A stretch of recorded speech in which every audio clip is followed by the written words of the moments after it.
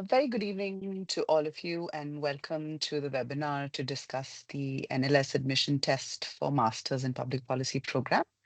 I am Professor Sneha Thapliyal, and I'm joined by my colleague, Professor Devyani Pande. She's currently also the Vice Chair of the MPP program. So the agenda for today is that we will walk you through a sample question paper. All of you have access to at least two papers, if not three, and we'll just sort of give you a sense of what is it that we are looking for in your responses and how can you best prepare for the examination.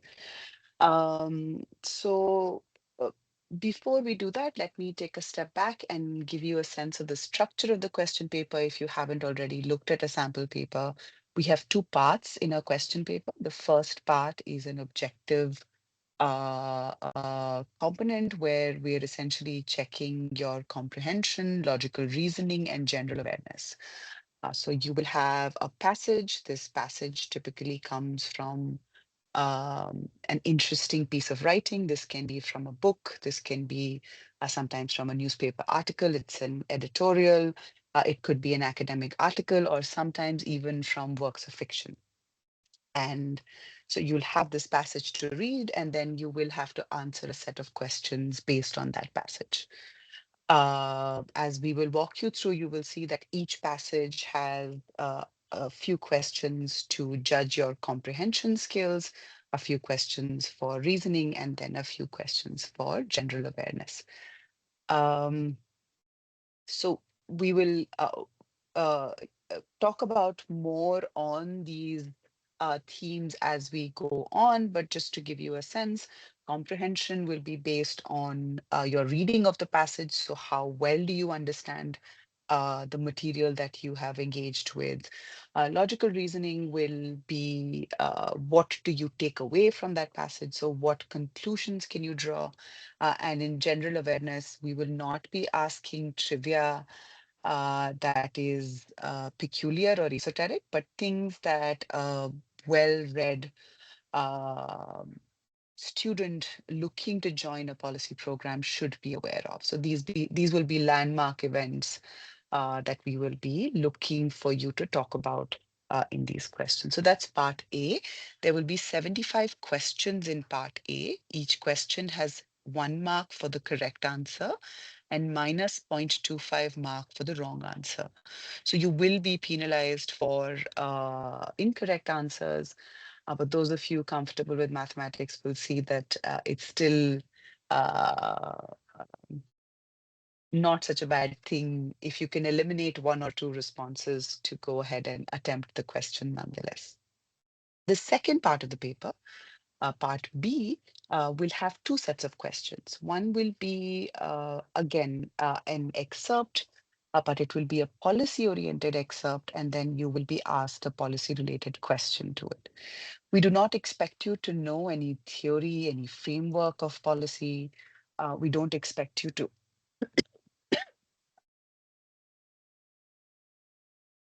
please excuse me, we don't expect you to lay down timelines of the policy domain in that particular sector, but we're looking to see how you understand the complexity of socioeconomic and political context, how well immersed you are in the policies in across domains, as well as what do you make of, what's your intuitive logic if a problem is posed to you. So this will be an essay type question. You will have a set word limit in which we expect you to respond to this.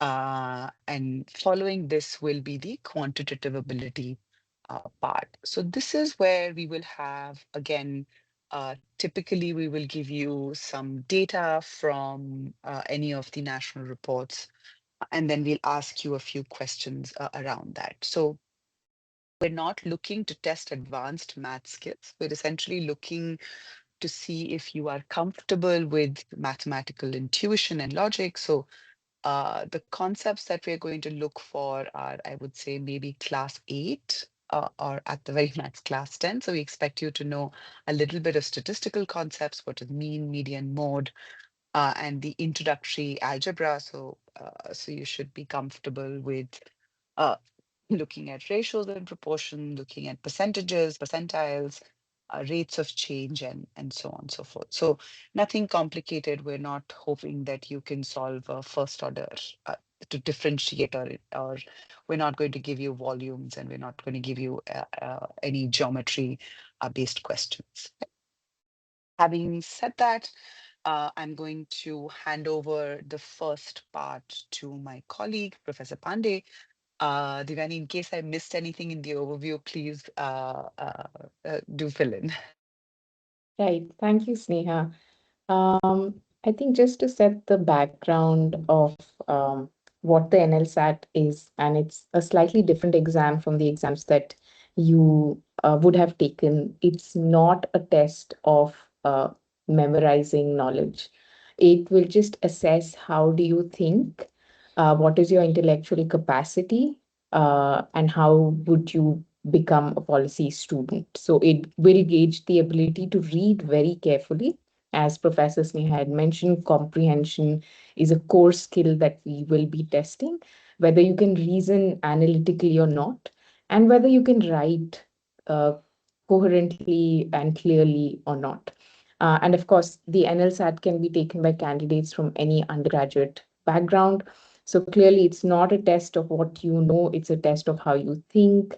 Of course, we will be testing you on general awareness. And when we take you through a couple of questions from sample set one, which you have access to, you will get to know what sort of general knowledge questions we will be asking in the NLSAT. It's obviously built around passages from the real world, from editorials, books, academic articles, fiction, which means you should be reading the newspaper, you should be reading books so that you have the practice of comprehending what's written. So you're clearly expected to bring in strong reading habits, analytical ability, and general awareness based on what has been covered till now. So when we talk about comprehension, we are looking at whether you can gauge the meaning of specific words or phrases in the context of the passage, the tone of the writing, what is the author trying to say, what is the central theme of the passage, and what is the author's purpose, maybe in discussing a particular example, and the overall conclusion of the passage. And that involves reading very closely. So, paying attention to certain qualifying words, noticing why the author has used certain words, and what sort of a position is the author signaling. Uh, what is the tone of the author? What do certain phrases suggest or imply? And when two options in a question look similar, it's best to look at the option that's more grounded in what the passage says rather than thinking what you feel might be correct. And I think this would be much clearer when we solve one question from the sample paper. When it comes to critical reasoning, we expect you to understand arguments, whether the arguments are valid and sound. So common critical reasoning question types would involve these. For instance, which of these options would strengthen the argument of the author or weaken the argument of the author? What is the main argument that the author or the writer is trying to make? What is the assumption? So there are certain assumptions built in within the writing of the passage as well. What are these assumptions? What's the inference that you can get by reading the passage, and why would an argument be weak? And everything would be much clearer when we go through a question. Some of the questions from the passage would test your general awareness also, which means you should know about current affairs, significant individuals that are being discussed in the news, history and culture, geography, science, and public life. So the expectation for the NLSAT is a well-informed person. And clearly, I think Professor Sneha laid emphasis on this. We're not going to ask you any trivia, which means there is no fixed syllabus for this exam or like a cutoff that we will be asking questions only till, say, January 2026. Current affairs matter a lot, so you should be aware of these. Of course, we will not ask you any obscure fact from like a decade ago, but we do expect that you would be engaged in the history of maybe India or world affairs, etc. So now I'm going to walk you through a question from part A of the sample paper 1.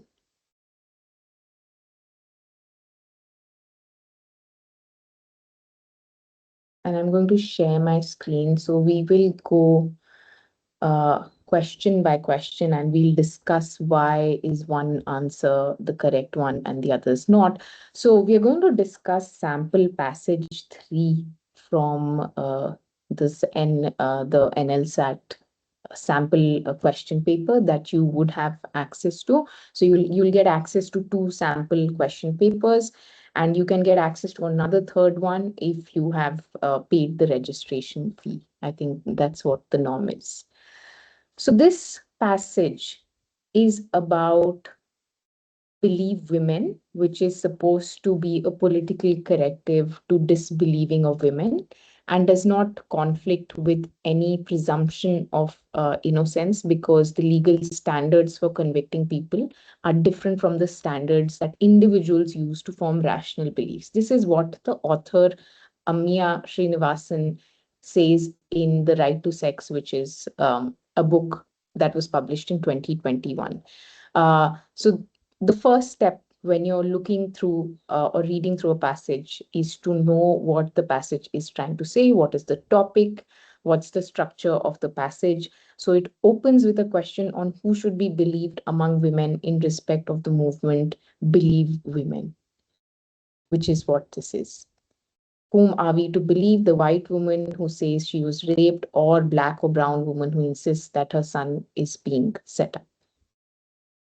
So before answering any question, make sure that you have understood what the passage is arguing as a whole, and that will help you answer the questions. So let's go through the questions. Question 1 is, which of the following most accurately explains the meaning of the author's statement that believe women is not an injunction to abandon this legal principle, at least in most cases, but a political response to what we suspect will be its uneven application? And there are a couple of options that are given.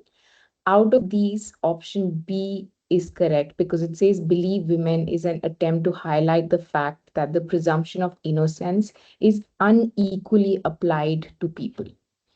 The other options are incorrect because some of them are very clear. So option A is incorrect because the author explicitly states that the slogan is not an injunction to abandon the presumption of innocence.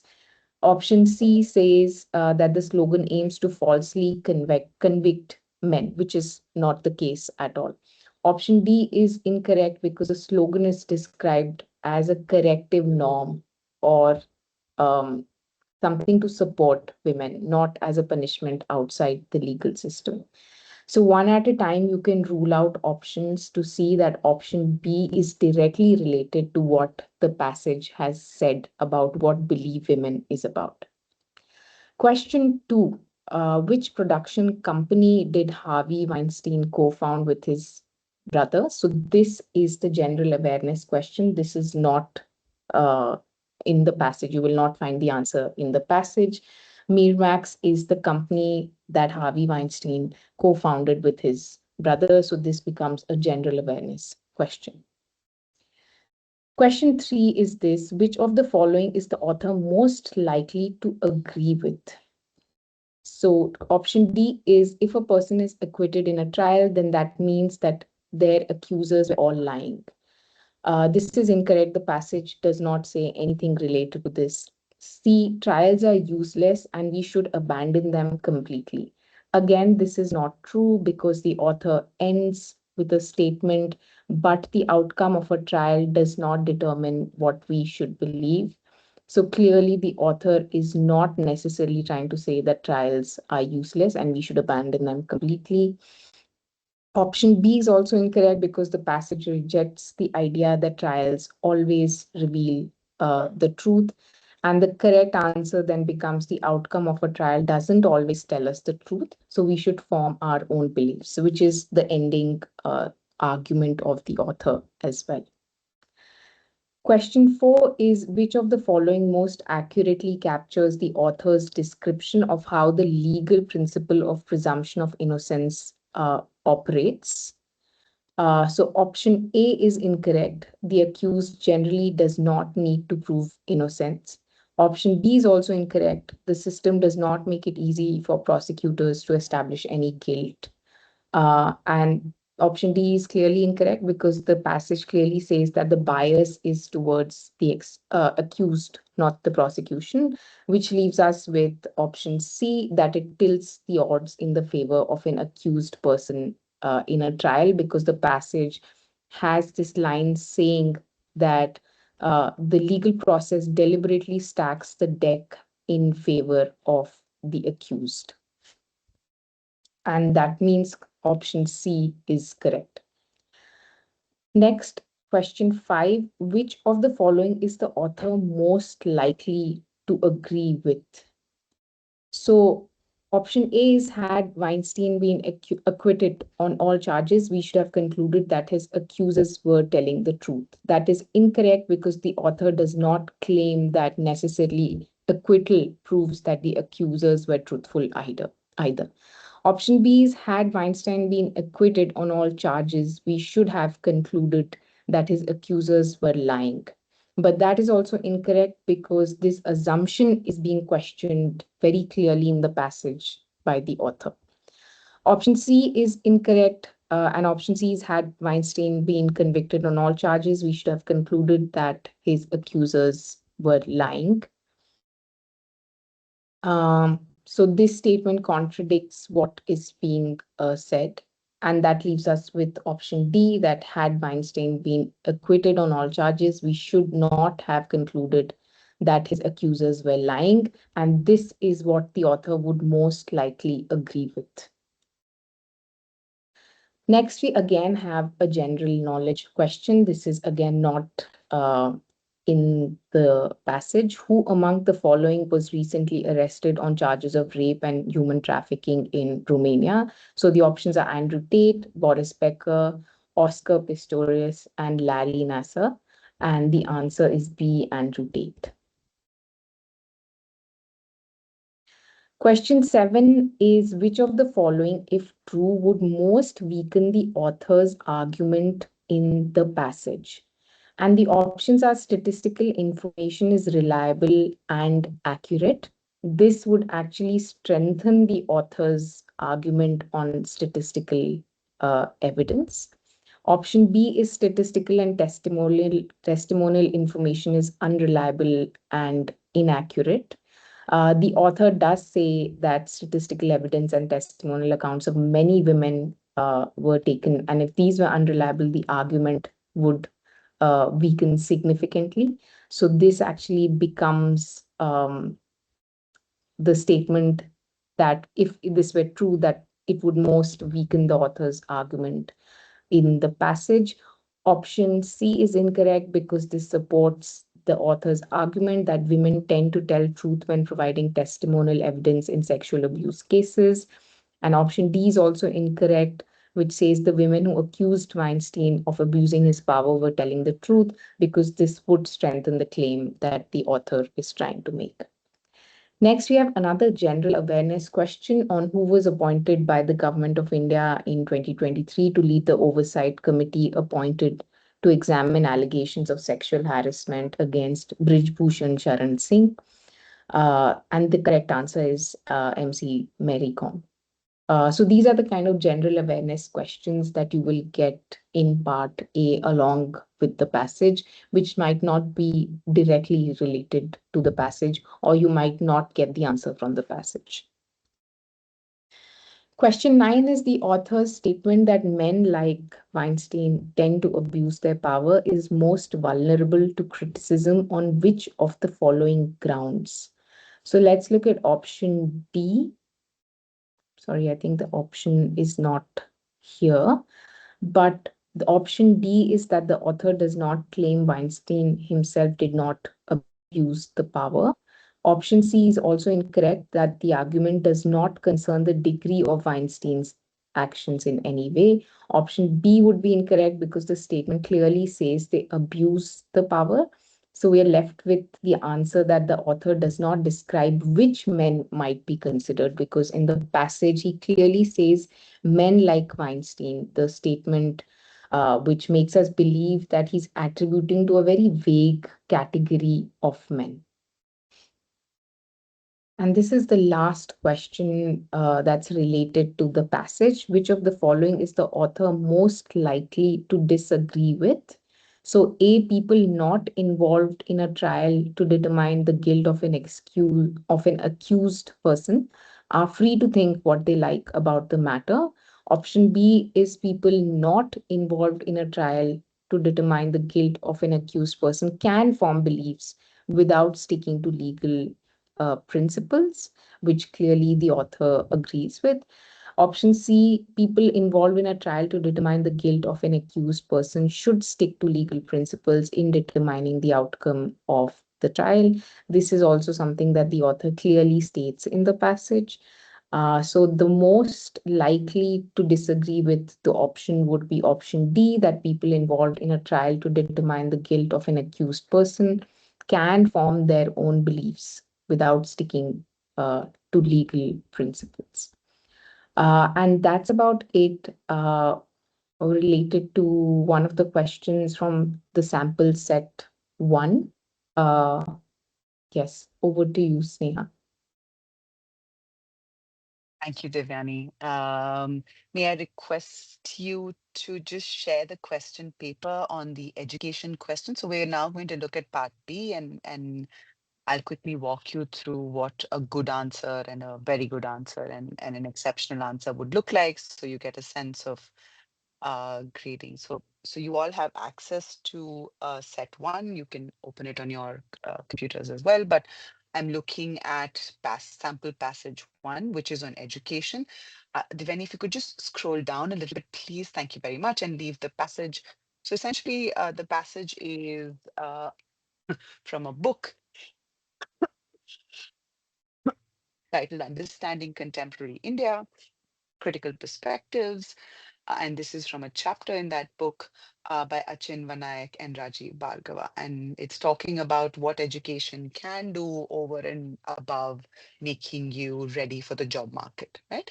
And the question that's being posed to you based on this excerpt is critically argue what you think constitutes the purpose of education and how this purpose can be expressed in a policy document about higher education in India. What would be the relevance of distinction between formal skill development and educational development in such a policy?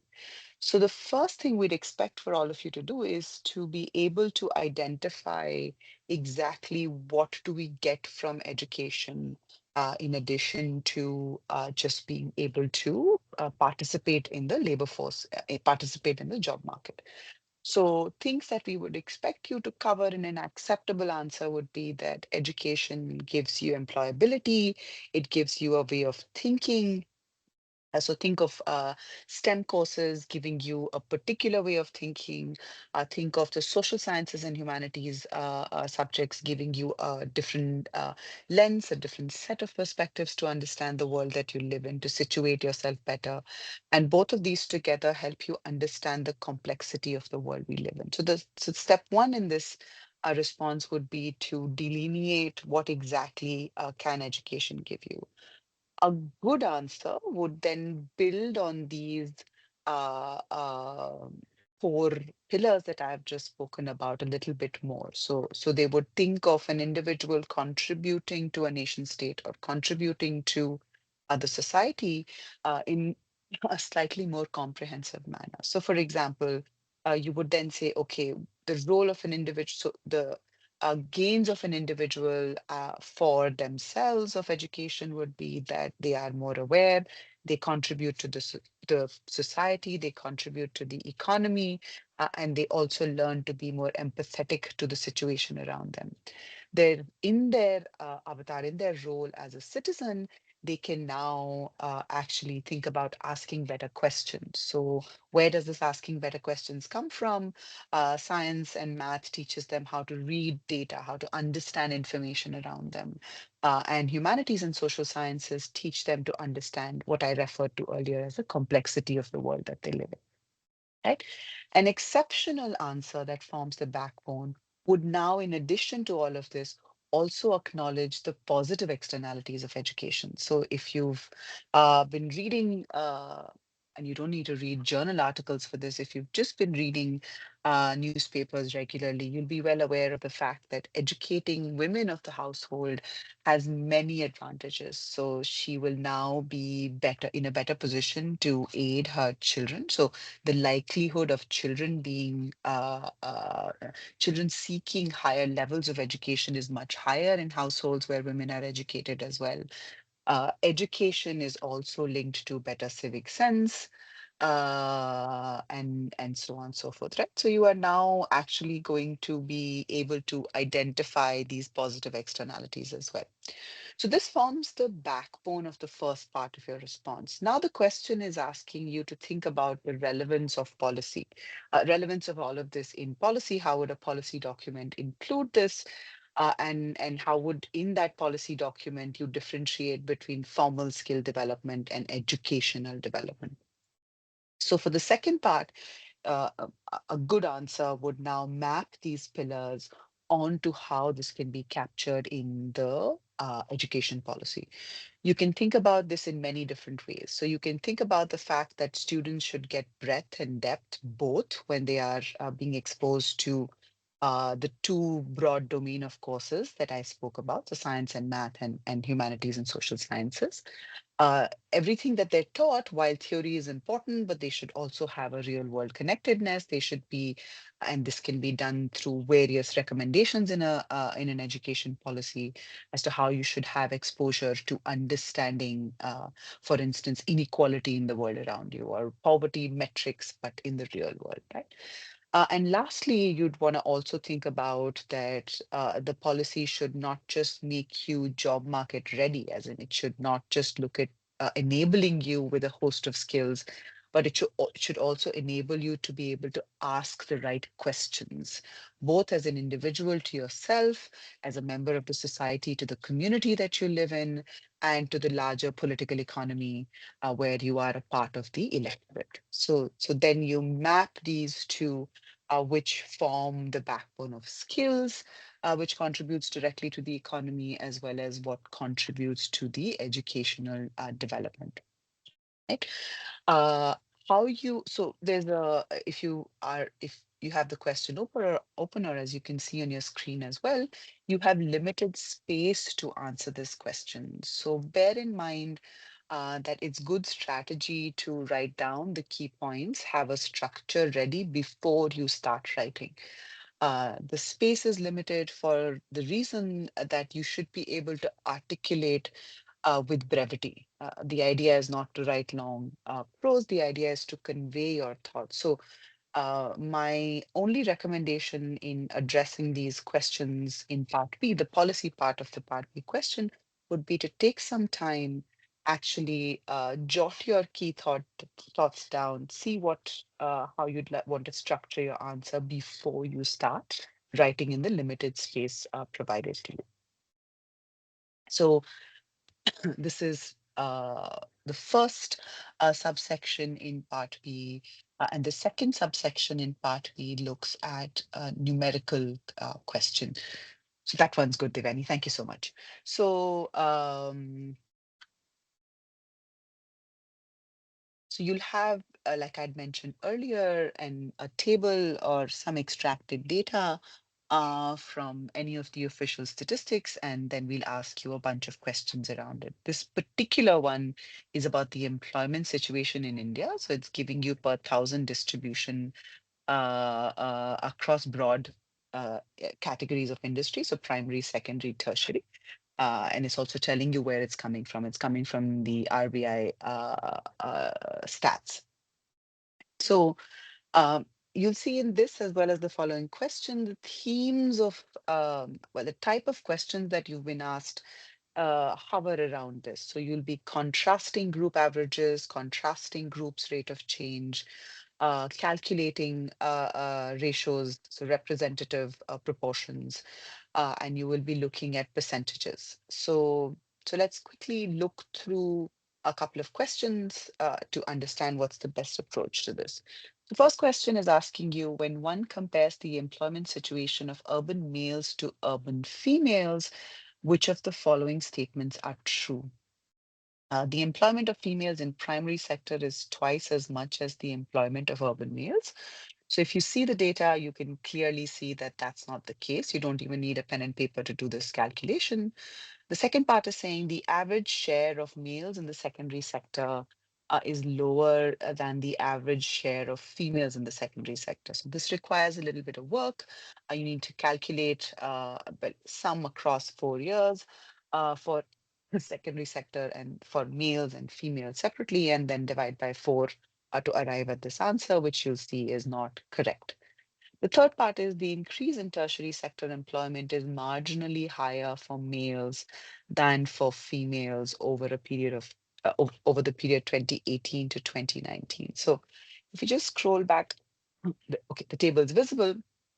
So you look at 2018 and 19, and the only thing to remember in this question is that this is disaggregated data. So it's giving you urban and rural separately, but the question is asking you for a clubbed response. So you have to sum urban and rural together. So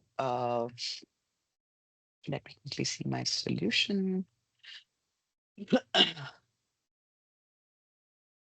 So if you see the increase in the males, it's about 11 per thousand. And if you see the increase in females, it's 8. So this is the correct response. Last option is asking you, fall in tertiary sector is accompanied by only an increase in secondary sector employment for both males and females. So you'll quickly take a look at these 2 years between 2019 and 20. You'll see tertiary sector employment actually reduced for men. Secondary sector employment went up and primary sector employment went up. So this is not true, right?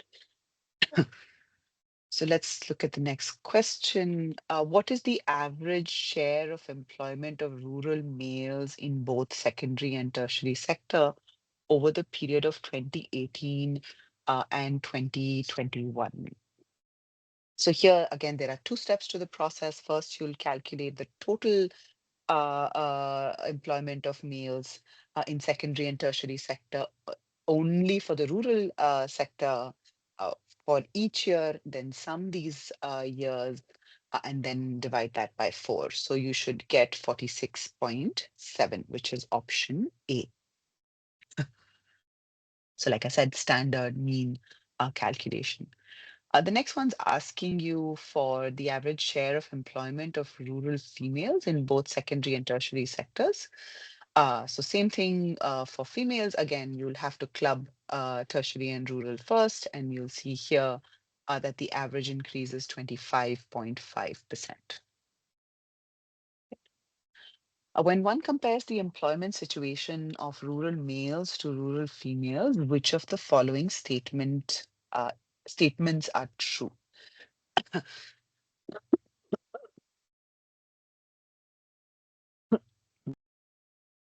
Sorry.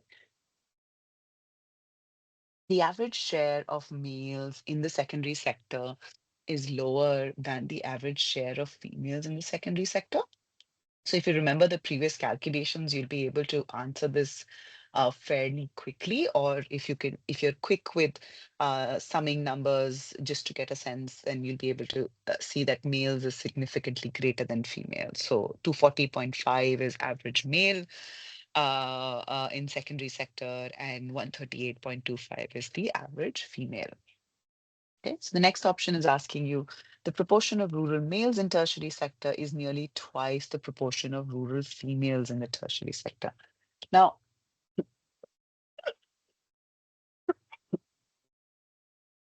so for each year, you can either calculate the proportion of males and females to see if the representation of males is twice as much, or you can just simply club all years together and see if this holds.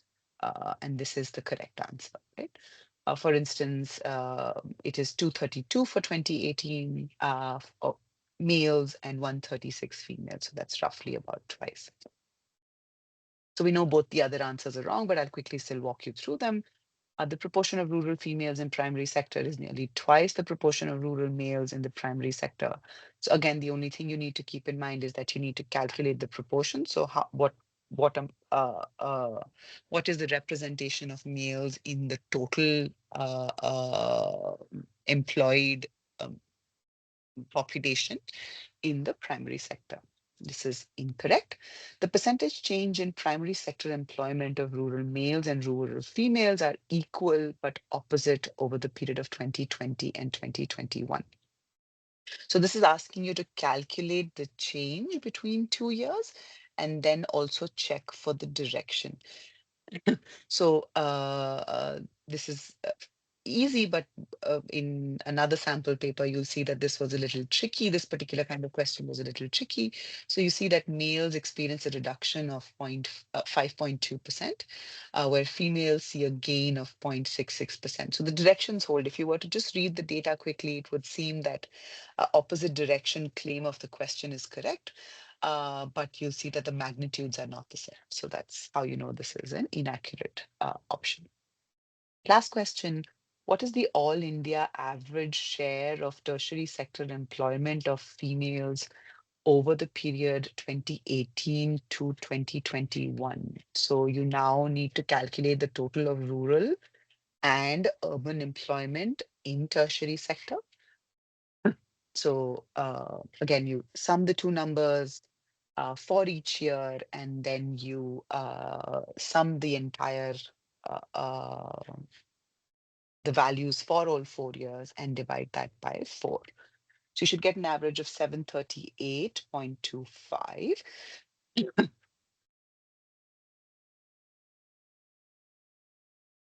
Now, since this is per thousand, you now need to think about what is the average across groups.